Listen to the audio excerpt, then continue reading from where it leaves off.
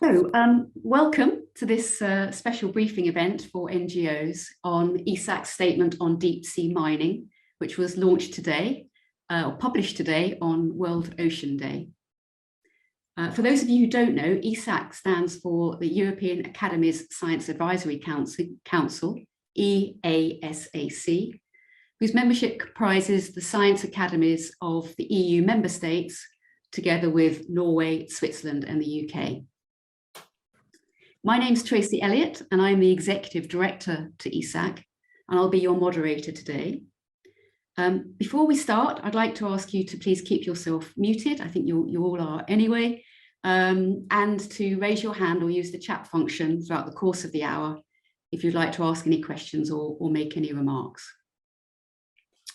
This is our order of play. Professor Michael Norton, who is the Environment Programme Director for ESAC and key author for this statement, will give a 20-minute presentation on the statement.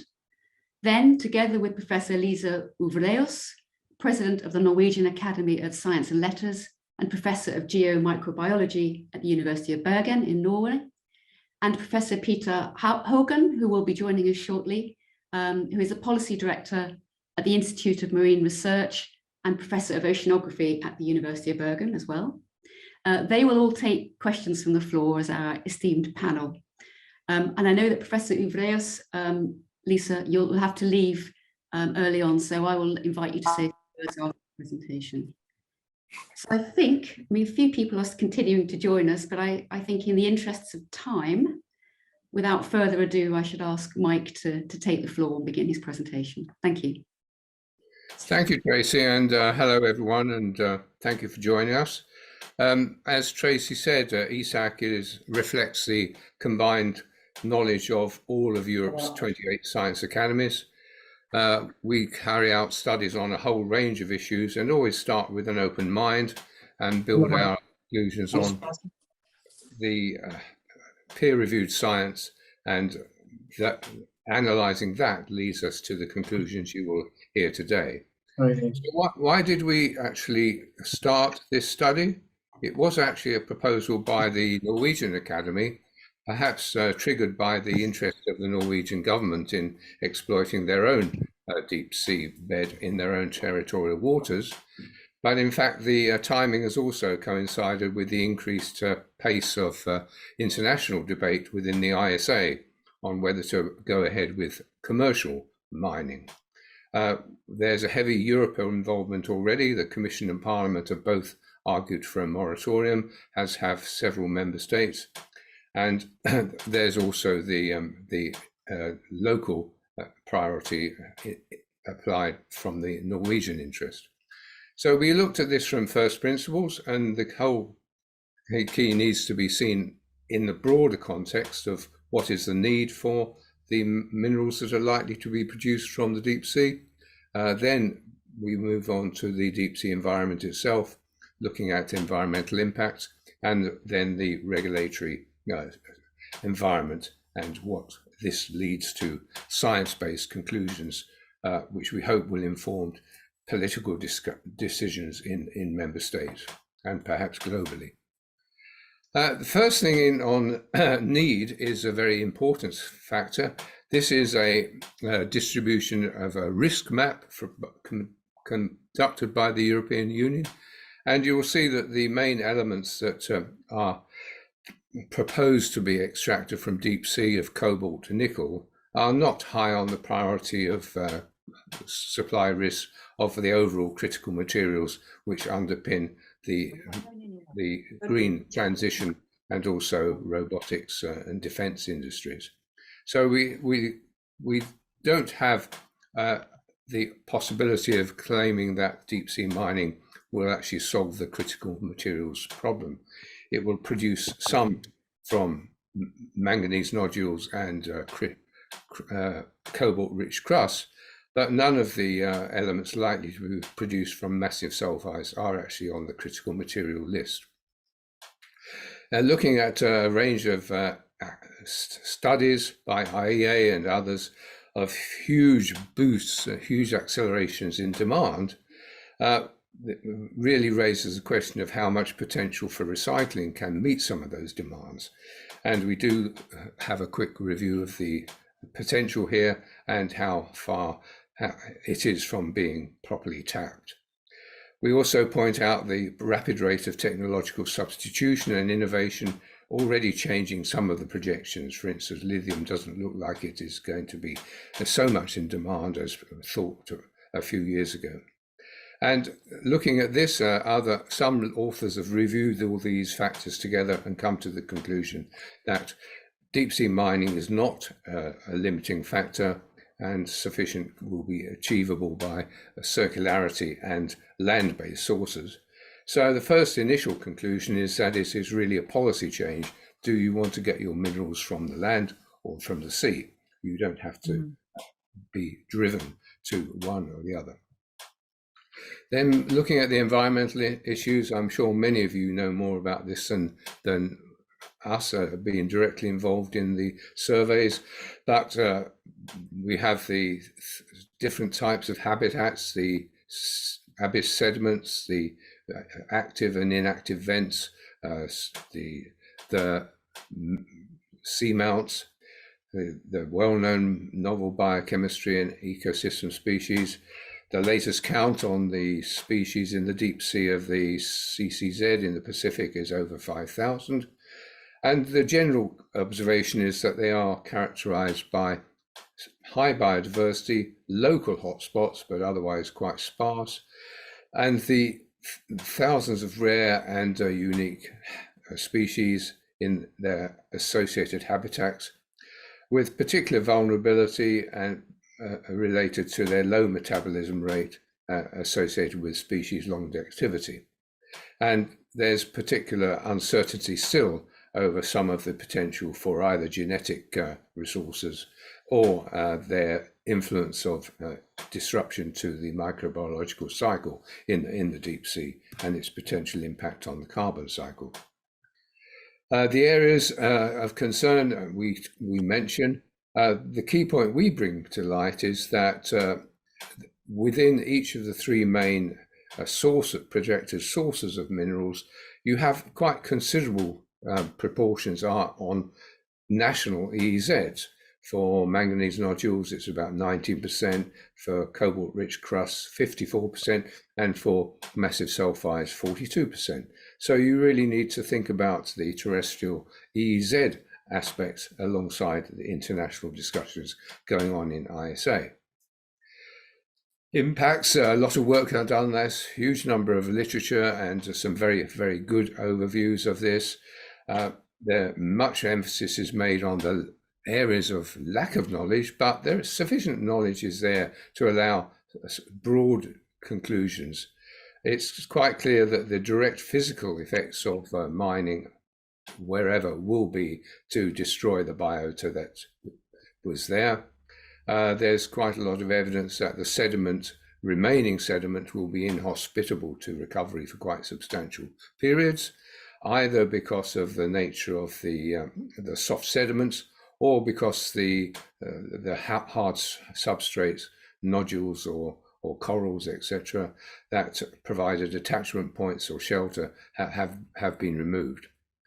The main uncertainty is over collateral ecological damage through sediment plumes, where there are a range of estimates ranging from tens of kilometers to just a few kilometers, and high penetration of the water column to relatively local effects. And that is one area where we do need more information, more actual monitoring and experiments. There's noise, vibration, and light. And there's the uncertainty over the implications of the microbiological processes which are disrupted. It's been shown they're disrupted and it takes a long time for them to recover, but we still don't have sufficient information to assess the implications of that. And this is all has to be considered against the background of the very large areas being considered. Because of the thinness of the distribution of the minerals, very large areas have to be mined, either across the abyss sediments or by removing the surface of seamounts. One of the key issues is comparative environmental impact between terrestrial sources and marine sources. This is often a political factor. Arguments are made that it's the lesser of two evils, or can be the lesser of two evils, because we know very well the environmental impact of terrestrial mining and also the associated human rights aspects in some countries. But the point I've already made is that the areas involved are quite substantially different, maybe factors up to 1,000 difference. The terrestrial mines can have a boundary. The sea is very difficult to apply any boundary, and terrestrial mines have the subject to governance much more direct than unseen remote aspects of the deep sea. There are also 4 mitigation strategies for biodiversity, which are widely applied in terrestrial mining, and some papers have examined the relevance of these to the mineral, the deep sea case. You can't avoid biodiversity loss. The mitigation measures are yet unclear and unproven, but likely to be limited to plume dispersion or noise of light. Then the third strategy would be remediation, which doesn't actually have a credible pathway at 6,000 meters depth at the moment. And the fourth backup for terrestrial mining is to offset biodiversity. And again, that is not possible like for like in the deep sea. So there's a lot of work needed before you can actually assess any of the potentiality of any of these 4 stages at the deep sea. And that contrasts with the power to actually apply more stricter governance and standards to terrestrial and keep that under control. So it's a bit like comparing apples to oranges. You have to look at the detail of each of those options. We then spend quite a lot of time looking at the regulatory environment with a focus on the so-called area, the areas beyond national jurisdiction. And looking at the ISA's mission, it is charged of managing the deep sea resources for the benefit of mankind or humankind as a whole. And it has 2 caveats associated with that. One is that it should ensure effective protection for the marine environment from harmful effects, and also the risk of serious harm features in the UNCLOS Convention as a threshold for applications to be denied or even compensation required. So really we looked at this and we concluded that a critical question is, how do you define serious harm? And how do you differentiate between harm, which is unavoidable, which is acceptable, and that which is serious enough to rule out the proposed deep sea mining? It's not an easy question to answer. It's easy to ask it, but it's not easy to answer. It needs a lot of data and a lot of debate about what are our criteria, what are we trying to protect.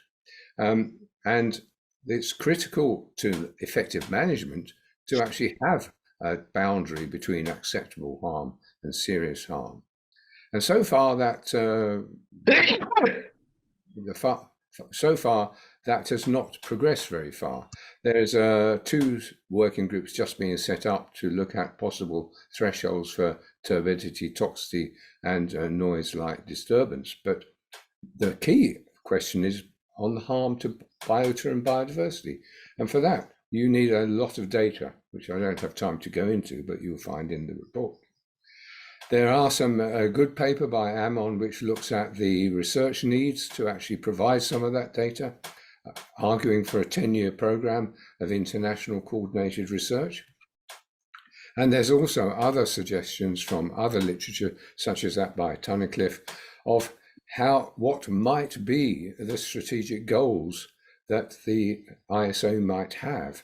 And until you have goals and specific objectives, it's very difficult to have an effective management regime. So these are all areas which are business yet to be tackled. We talked briefly about the narrative, which is often the public face of the issue, which is most aware to policymakers. And we compare the key 4 four cases in the narrative that DSM is essential for the energy transition, lower impact than land. There's some attempts made to suggest the deep sea is actually quite resilient, and also attempts to offset the corporate boycotts which have been announced by some companies not to use deep sea minerals and to try and edge it into some sort of green taxonomy. And we mentioned the counter arguments to those and conclude that the narrative is not very convincing. There's a whole range of questions yet to be resolved. The protection of active vents is definitely seen as essential, and yet it hasn't actually got a mechanism yet. There's the areas of particular environmental interest which need to be discussed, adequacy of environmental impact assessment, thresholds for damage, as I had mentioned, monitoring, action triggers, are the regional environmental plans effective? And basically, until these factors are sort of looked at in greater detail, it's very difficult to balance the commercial pressures against the environmental impact. There are also more fundamental ethical questions. Should we see marine biodiversity as part of the common heritage of humankind? And an interesting conundrum, which is that there's a bit of a time warp here. The ISA agreement was established in the early 90s when little was known about deep sea ecosystems, and where it was probably seen as having nature's free bounty, just a matter of dividing that up amongst the nations. But since then, the shift has brought much more focus on biodiversity. You've got the CBD trying to increase the areas protected for biodiversity, and you've got the latest BB&J agreement actually seeking to set up a mechanism for sustainable use of marine biodiversity in areas beyond national jurisdiction. It seems a bit incongruous that these are not being harmonized with the momentum currently building within the ISA to just go ahead and exploit the deep sea and in the process reduce biodiversity.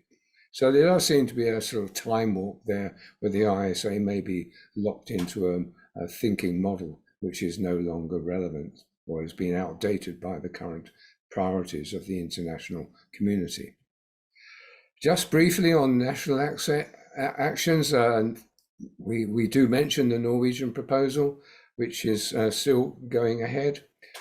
We do point out that this is likely to be massive sulfides, which doesn't produce any of the critical materials, and also, but does have the advantage that the resource is deeper than the other categories, and so you have to mine less area, but it does have its associated special problems of acid generation and possibly metal release.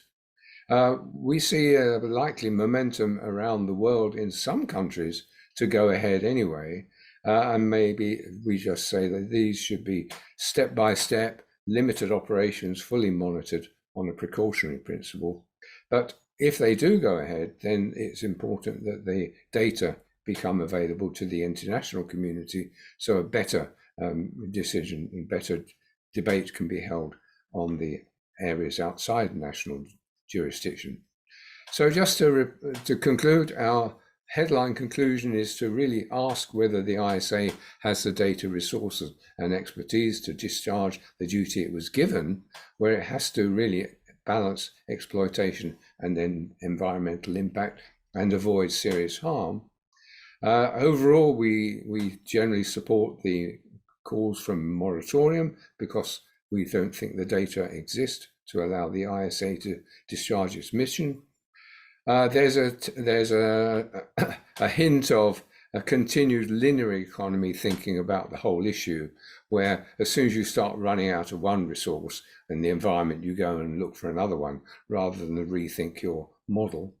And we certainly see the boost to the deep sea mining as out of step with the emphasis we are supposed to be placing on the circular economy and biodiversity protection. And that this is being driven by a false sense of urgency driven by small print in the convention rather than real pressures.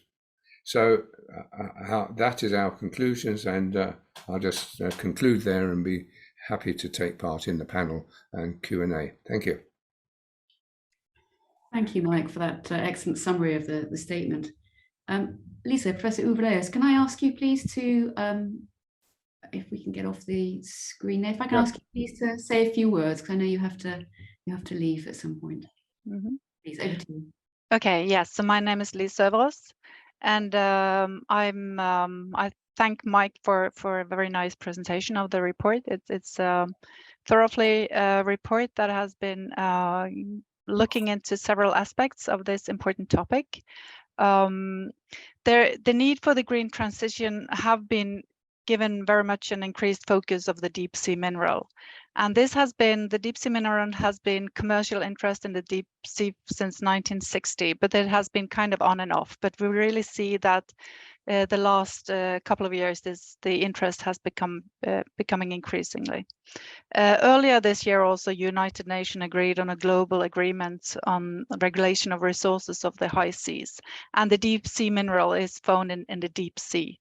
What is important to keep in mind is that there is so much of the deep sea area that we don't know about yet. So we have mapped the moon and Mars, but we really have. There is still 75% of the deep sea that hasn't been described and characterized. So and the ocean is I mean, there is more than 700,000 species in the ocean, and most of these are undiscovered. And there is less than 1% down there that we're actually seen by the human eyes or by cameras that have been down there. And a lot of the places where this mineral are found has a biodiversity that is also not described, and we don't know. We have huge gaps in the science. So, and many of the species are only living on the minerals that is planned to be harvested by these industries. And if we go into one of the systems that Mike was mentioning, the hydrothermal vent system, 80% of the species that we have named, they live only there. So there is so much uncertainties from a scientific and biological perspective that that's the biggest challenge we have today. So at the moment we have the need for the mineral, but we also have the need for science to know what's really in there and how these ecosystems work. And also we don't know the consequences of destroying or perturbation of these systems if we start the mining process. And I think that's a knowledge gap that is very large and very important to fulfill. So and the biodiversity, as Mike was also mentioning, is we know that we have a global loss of biodiversity, and then this is an area that really needs to be protected also in order to see what species are there, and also that is established in this deep ocean. So it's and the processes that they do in these ecosystems is also important for the whole deep sea environment as an exciting and interesting ecosystem. So I think again the report gives a good balance on the needs for the mineral, and also the status where we are, and also the concerns on this respect. So I think that will be, yeah, from my side. Thank you, Lise. Right, now it's Q&A time. We have about 35 minutes. So if you have any questions, do please raise your hand or put some comments in the chat box. No hands raised at the minute, so please be thinking about your questions. In the meantime, oh no, I have one from, is it Cardia? you please unmute yourself and briefly introduce yourself and your organization, please. Thank you. Thank you. Yeah, it's Kaya. It's a Norwegian name, so it's a bit complicated in English. I firstly would like to just thank you for a great presentation and a great report. I represent the WWF. I'm the global policy lead for the International Seabed Authority work, but I also work on national issues in Norway. And in the recent months, we've been hearing from the Norwegian government that this deep sea mining is needed for the green transition, but also that they're going to have a knowledge-based approach to the management of these resources. So if you were to give a recommendation to the Norwegian government based on what you found in the report, what would you consider a knowledge-based approach to exploring this area in the Norwegian extended continental shelf? Thank you. Thank you. I think this is an excellent opportunity to bring in Peter Haugan, our other panelist.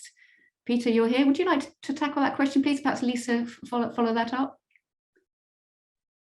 I can try. Thank you. So I'm Peter Haugan. I'm a policy director at IMR in Norway and professor, but I'm not really part of the writing team for this report. But I appreciate the report very much and would like to take the opportunity to thank ESAC and Michael Norton in particular for producing it. I think what you do find there, you may want to comment on it, is that if I don't think you find very specific recommendations for individual countries in the report, but there is a statement saying something like if individual nations should decide to go ahead, that they should do so in a step-by-step fashion, in a maybe small pilot areas, document what is there and share the data. I think Michael said something like that. And certainly that's an approach I would concur with. It's, as Lise said, quite very few data also in the Norwegian sector, which is considered for this opening process for commercial exploration and possibly then also exploitation. So that's a comment I may make also on that process, that whereas it may seem maybe at the first look that the Norwegian process is actually lagging behind ISA, which has been giving out exploration licenses for a while. The thing that expectations in Norway, if you give an exploration license based on the experience from oil and gas, is that there might also be soon expected an exploitation license. So I think based on this report, there is strengthened evidence to say that it's very unclear whether in the particular minerals to be expected from the Norwegian area are really needed for green transition, whether the motives are really something else. And also that if you look at the data which do exist, it has very quickly done, you would see that the arguments for waiting until we know much more about the deep sea are particularly valid for this area, I would say. There are really expected hotspots for biodiversity in this area. And there are also some complications with the jurisdiction of the water column. Some parts are above the seafloor, where there's national jurisdiction on the seafloor, but not necessarily over the whole water column. And then you have these other conventions, CBD and the BBNJ instrument, also potential instrument to take into account.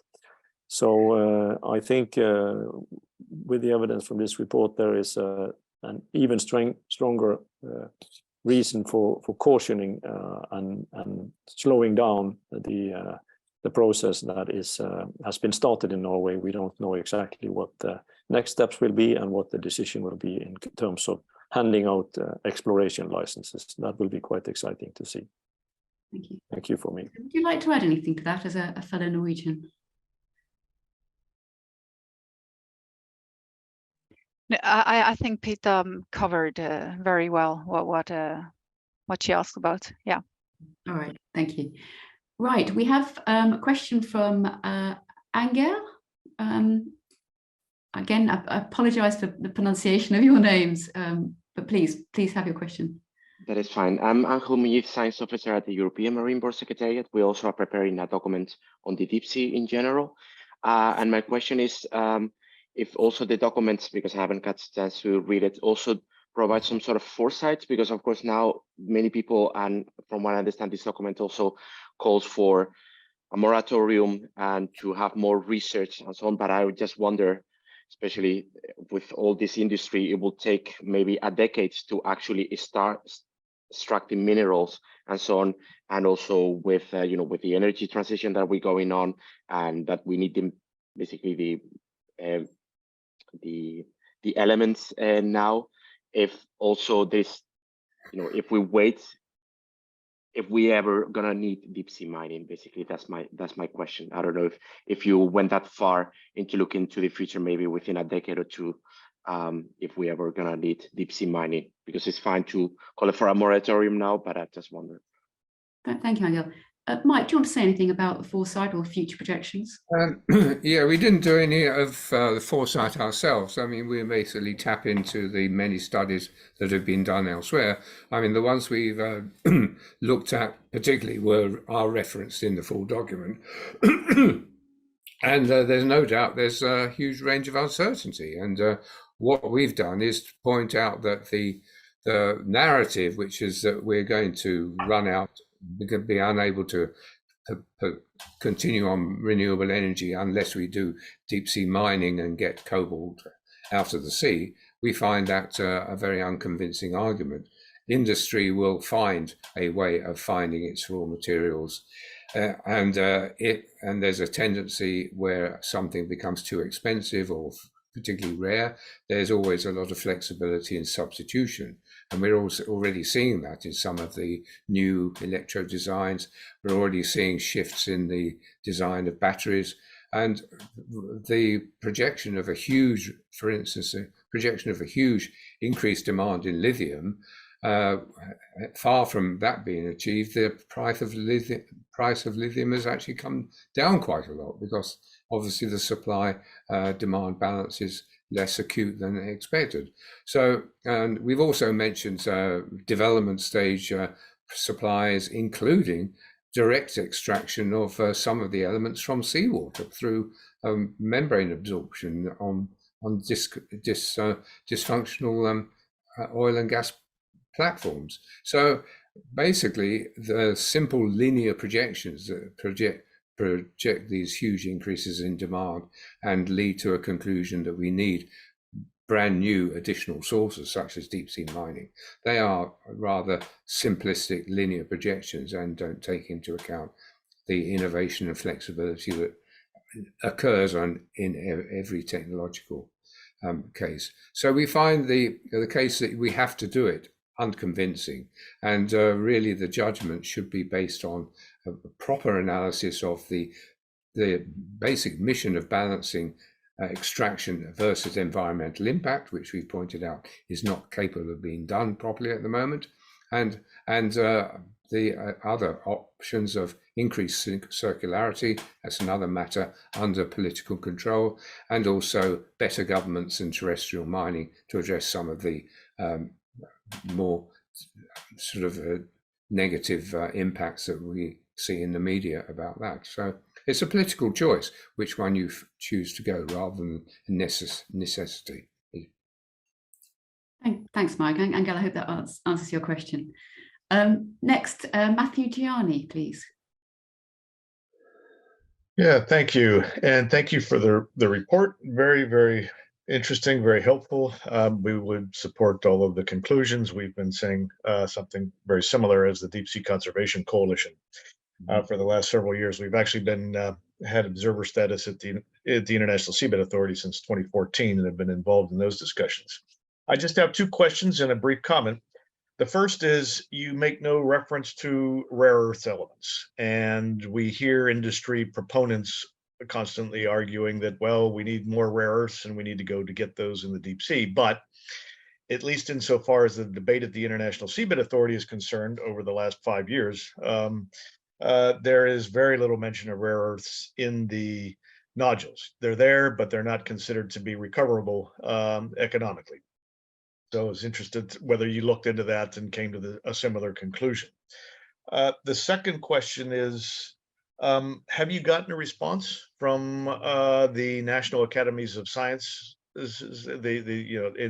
Europe to this report, or had discussed with them the conclusions and the findings? Would be curious to know what kind of reaction you're getting. The EU member countries, or European countries, not just EU member countries, but Norway, for example, and others, play an outsized role in the debate at the International Seabed Authority on this issue. And then finally, just to mention, we've done several publications on concerns over the structure and the bylaws of the International Seabed Authority, including things like the 2-year rule, the use it or lose it clauses in the 1994 agreement. We would consider REMPs to be, in essence, greenwashing as well. The power of the LTC and its influence over decision making, and the rather bizarre and profoundly undemocratic voting structure of the ISA when it comes to approval of or disapproval, as the case may be, of exploration and exploitation licenses. And I'm wondering if you intend to look further into that, those sorts of structural issues with the International Seabed Authority itself. Thank you. Yeah, the latter one is really outside our terms of reference. I mean, we are trying to provide the science which allows policymakers to make better decisions. And that means we generally recuse ourselves from going into like detailed administration discussions. But on the first two, your comment about rare earths, I mean, our feedback from our sort of available experts was that while rare earths are there, they're in such low concentrations, the economic attraction of extracting them would not be sufficient to justify the enterprise.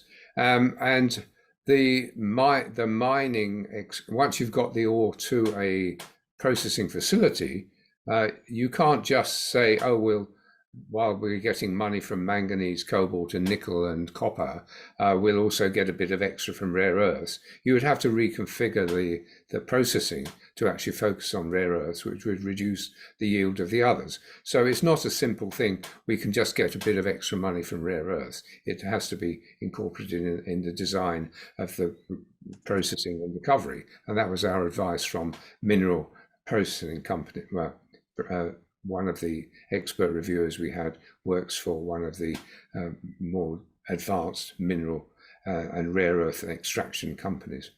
So rare earths are there, but they're in such small quantities that it's unlikely to be viable it's unlikely to become the dominant driver for the design of the reprocessing process, which is why we didn't spend time on it. National Academies, this is the National Academies commissioned this study, so I mean they are the owners of it in that sense. The actual time scale will depend on each nation. I mean, now that the report is public, we hope national academies will disseminate it in their own countries, use their particular links with their own policymakers. But there's 28 academies, and you will get quite a big difference in the reaction and the use made of it. But we hope that will be properly used by national academies to their own national agendas. But that will be up to them. Thanks, Mike. Matthew, are you okay with that? You've gone, right, great. Okay. Yes, thank you. That's a very good answer. I appreciate it. Thanks, Matthew. Kevin, you're next, please. Kevin Brigden. Yes, hello. I'm Kevin Brigden. I work for Greenpeace International, and this relates to the previous question around the demand side of things. And you were talking about the technological innovations and the circularity. I was wondering, did you also look into sort of the broader aspects in terms of things like shifting to more sustainable transport models, less relying on individual vehicles, even things like avoiding the use of lithium-ion batteries in stationary storage, those kind of measures? And I'm aware many of the demand assumptions, demand predictions, each one has its own set of assumptions. But there's been discussion on whether even you could go further than all of the main demand predictions make in terms of things like shifting to more sustainable transport models. Yeah, we do mention that is a political possibility and a political option, which policymakers can take. We didn't go into any quantitative assessment of its implications, but we do say that these linear projections that lead to these very large exponential growth pathways tend not to include either the flexibility of substitution, innovation, and the possibilities of demand reduction. And demand reduction is, of course, a generic approach which is pretty critical to any viable future sustainability models, but it hasn't proved to be a particularly popular political choice by many countries. But we have mentioned that is a political free option which would be available to actually deal with the demand and reduce any supply-demand imbalance. But we haven't gone into detailed discussion on that. Thanks. Okay, thanks, Kevin. Right, more questions, comments, please. And while you're thinking about that, Mike, Peter, is there anything we can learn from terrestrial mining and the interventions that have been made on that, where there are contrasts? This is something that cropped up, I think, with our press briefing a couple of days ago. Mike?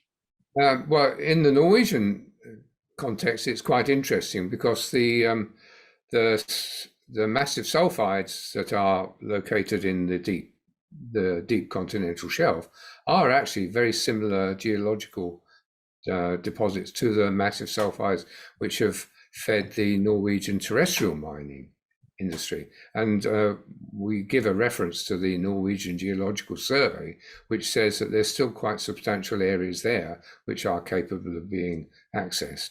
So, I mean, again, that emphasizes or shows that the choice is maybe just between whether you prefer as a country to get more of your minerals from your own surface mines, or whether you want to look for marine sources at a national level. That would be to isolate the decision within an individual country which has those options. Of course, the ISA is looking at the more broader international implications, in which the companies pushing for that are more likely to be international conglomerates or offshoots of terrestrial mining companies seeking to diversify. But yeah, the nodules are clearly different, but things like sulfides are very similar to what's available on terrestrial sources as well. And I also mentioned the freedom of policymakers to improve the governance of terrestrial sources as an option that isn't always fully used. Thanks, Mike. I'm going to come to Emma Wilson and then Kaya after that. Thank you. And you're probably going to correct me on my comment on Norway. Emma, please. Thank you. I'm sure Kaya will do no such thing. No, thank you first and foremost so much for the presentation and for the report. Really, really great to see that coming from you, and really interesting to see a scientific body questioning the assumptions and the kind of, as you said it, Michael, linear projections around demand. So that was really great to see. And Michael, you've referred to it as, you know, the fact that this is essentially a political choice, right? Like which route we take. One of the kind of stumbling blocks that we come up against quite often in the NGO community is the politics around the ISA and its mandate under UNCLOS, because its mandate is essentially an extractive mandate. Of course, we agree with you that that's out of step with you know, evolving international priorities of today. But I just wondered if you had any thoughts about an alternative vision for the future of the ISA as an institution under a scenario where there is a long-term moratorium on deep sea mining. Not personally. All I can say is that there have been some papers which suggest that the ISA could discharge its, you know, original mission more effectively if it had a environmental technical commission or had proper links with international expertise such as GSAMP. And some of the academic reviews don't rule out the possibility of deciding that deep sea mining should go ahead, but they make the point that it is not really viable to have it as a narrow technical discussion on resource sharing and resource management. The international mission is much broader than that. You've got the common heritage of mankind in there somewhere in some of the wording. And I think the main critique is at the moment, the decisions are being made on a very narrow basis by a limited number of stakeholders who may have a particularly dominant interest, and that where you're talking about the common heritage of mankind in the area and the broader concerns about biodiversity, which are now very high on the global agenda, if you are going to go ahead, it should be based on a much more transparent and broader consultation involving more stakeholders than just those which are there at the moment.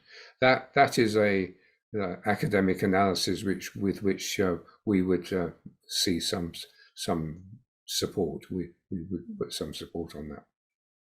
Thanks, Mike. Peter, do you want to add anything to that? Sorry? No, I thank you. I don't have much to add. I think even if it's probably difficult to change, the ISA, the legal background in UNCLOS, there are ways in which bodies like that can, if not commission, then at least listen to advice from other bodies. I mean, we see that happening in other parts of the world. Ocean activities, you have fisheries commissions, and you have various science bodies that feed into that. So I don't sort of buy the argument that there's no way we could change the way ISA operates in practice, even though it may be difficult to change the formal running of that body. So I think this is something that many studies have pointed to. There's a need to look at making this more broader, and considering sustainability is really a multidimensional issue that you cannot really do in a single sector approach like what this is really about. Thank you. Thank you. Emma, are you happy with that? Yes, thank you very much for your responses. Great, thank you. Kaya, please, sorry to keep you waiting. No, you're totally fine. Thank you again. And no, I was not raising my hand to correct anything, just to have that said. I think it's been very, very interesting to listen in to what you found. I had one concrete question about the material. And in the last couple of months, we've seen a lot of reports coming out about radioactivity, both from the nodules that have found radioactive elements within it, but also there are now indications that on the Norwegian continental shelf, that a lot of the minerals actually have radioactive levels that are so high that if they were taken onto land and processed, they would have to be deposited as radioactive material. Is that something that's been looked at in this report? Because I think that's also an important aspect when looking at the total impact that's different than land mining. Thank you. Well, I certainly agree with you that that's an important aspect. It's not one that came up in the papers that we looked at, so I'm afraid it's not something we flagged in the report. Okay, thanks, Mike. Any more questions from anybody? I mean, how do we measure the impact of DSM? I mean, there's no baseline, is there? How do we go about measuring the impact in future? Should it be practiced? Mike, Peter? Oh, is that a question to me or the audience?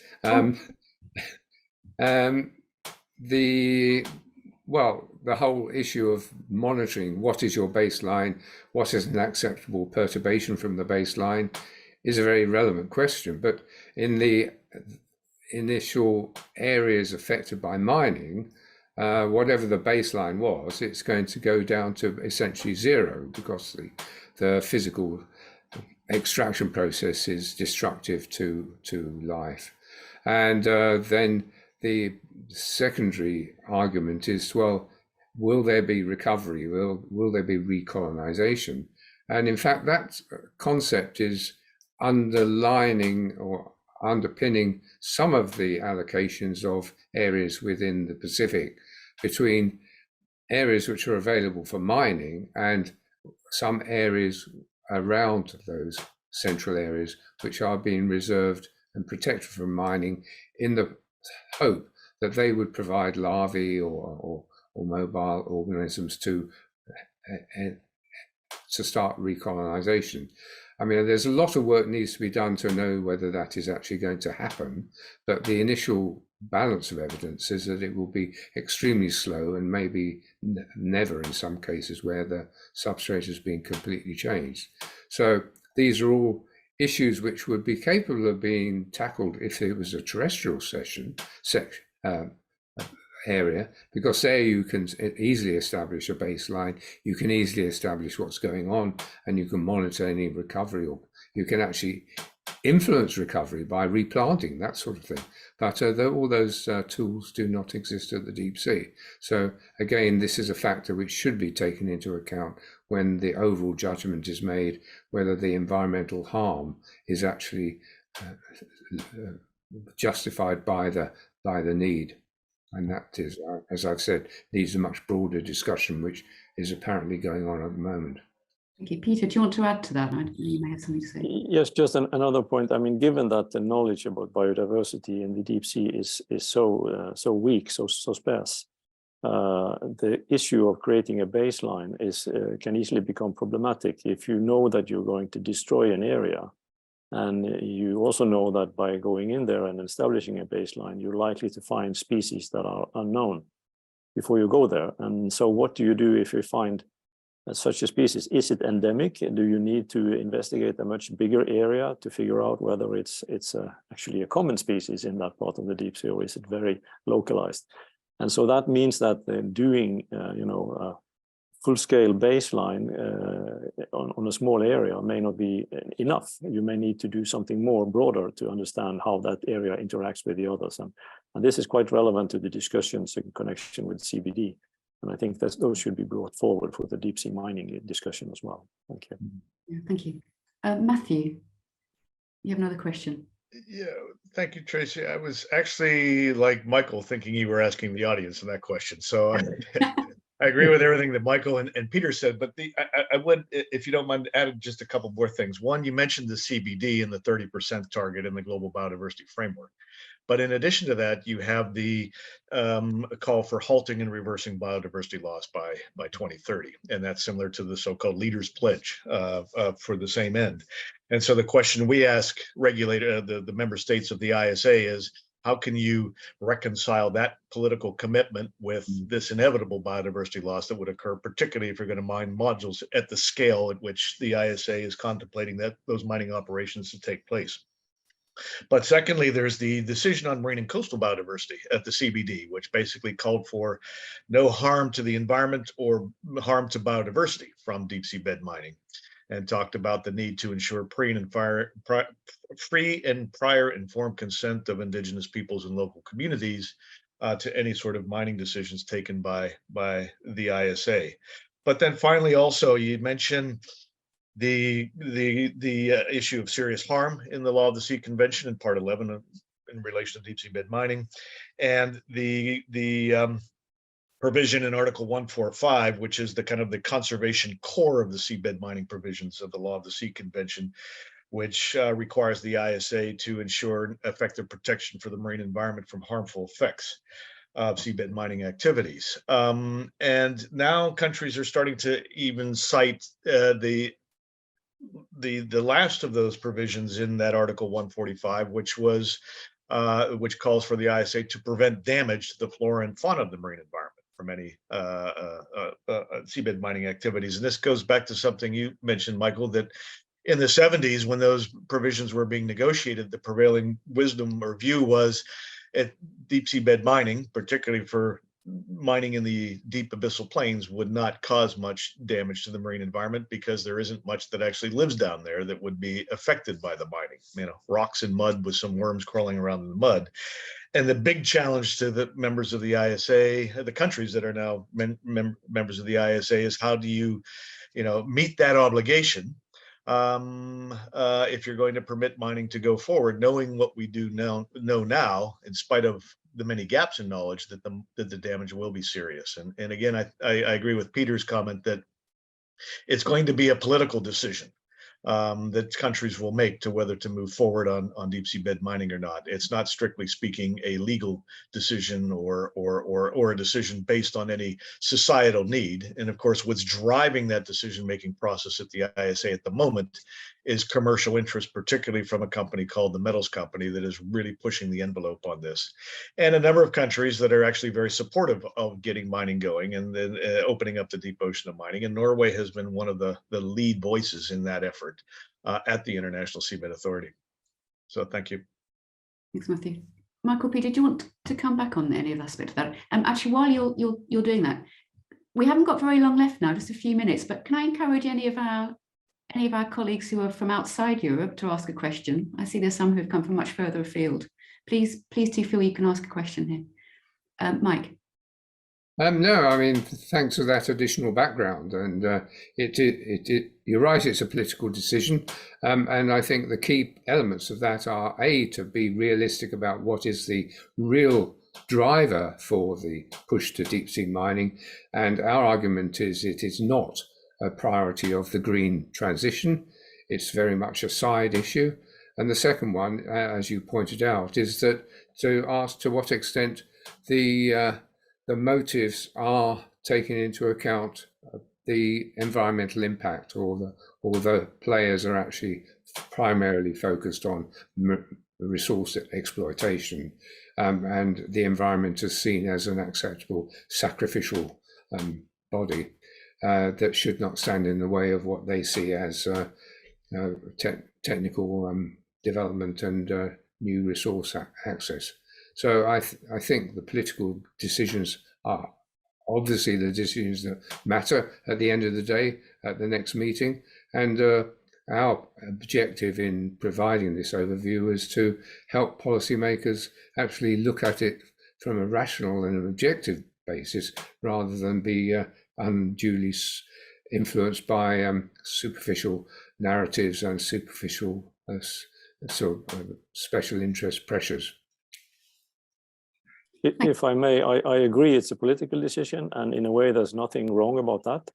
I mean, the thing that is important is that the political decision is made based on relevant information, and not only narrow information, but actually, in particular, when we talk about sustainability and global issues like this, that the knowledge base is sought also from a wider circles than those interested in resource utilization. So I think that's a key point for me, that we need to make sure we mobilize the knowledge on related issues, so that the political decision is well informed by this science. Thank you.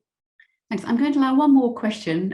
We are coming near the end now, but I have a question that was sent in the chat from Elizabeth Mongabe. In the second briefing, Mike, you said that the 2-year rule had created a sense of false urgency. Could you elaborate on this, please? Are you saying that you do not agree with the function of the 2-year rule? Well, I'm just observing that this 2-year rule has been exploited without making any judgment on it.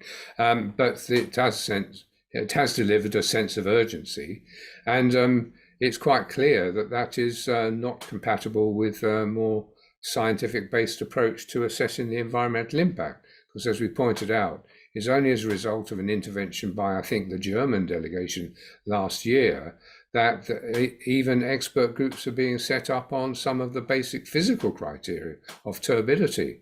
And even those will not allow you to make an objective judgment on effects on biota and biodiversity or ecosystem services. So what we're saying is that a more logical approach, and assuming the ISA is serious about trying to be a balancer of interests rather than the promoter of one particular interest, would require much longer to assess the data you require to manage the environmental impact. There are other subsets, for instance, the engineering design process, to what extent it's actually driven by trying to reduce environmental impact, or is it just driven by efficiency of collection of nodules? I mean, there's a lot of there's a lot of potential engineering flexibility to mitigate the side effects of plumes. But again, the time available to set standards for that, to compare different designs and lead to a rational decision is not available under this particular deadline. I don't have any knowledge of where this 2-year rule came from. I'm just repeating the observations made in press, but it does seem to be setting a sense of urgency which is not justified by the actual measure, the merits of the particular case. Okay, thank you. Right, if there are no further questions, which there don't appear to be, just to let you know that a recording of this session will be made available together with a PDF of the PowerPoint. Please use these and use the report, of course, to promulgate the messages. We know you're very proactive advocates on these issues, so we thank you for that and for using the report.